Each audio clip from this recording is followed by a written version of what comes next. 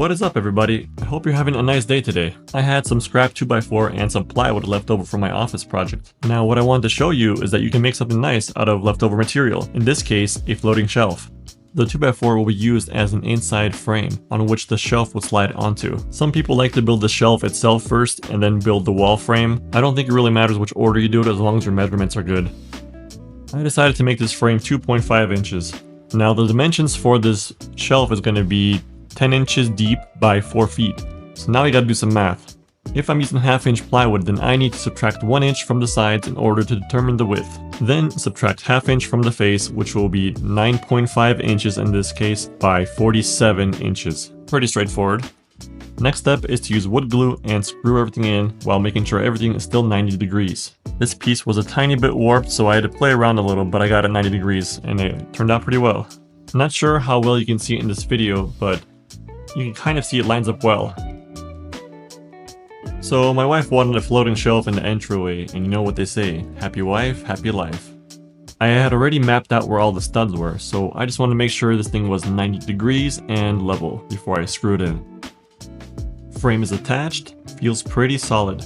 Now moving on to making the actual shelf itself. I use the track saw to cut out the shelf pieces. If you don't have a track saw, you can use the straight edge method I showed in my office video. Everything was cut at 45 degrees and did not want any plywood layers showing on this. You can probably get away with using 90-degree cuts if you're planning on painting this or using solid wood. But in my case, I'm just using the leftover plywood. I don't have any 90-degree jigs to attach two pieces, so I use the old-fashioned tape method. Line it up, tape it up, add glue, and nail it. Very simple, yet effective.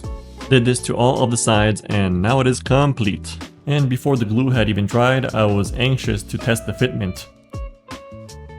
And as expected, the shelf slides in very snug. Now we still got some work to do on this, so I'm not gonna screw this in just yet. Gotta cover up all the nail holes, and this time I'm gonna use some wood putty. And this is the only correct way to do it. You gotta use one hand to film and the other hand does the work. Like so. After the putty had dried, I very lightly sanded it. I want to make sure the edges are very square. Then here's what it looks like right after it was stained. So what do you guys think of this? This just might be the ideal place for me to drop my keys and phone when I walk in the door. I've got more DIY videos like this in the works. If you want to see more, check out my channel, hit that like button and subscribe.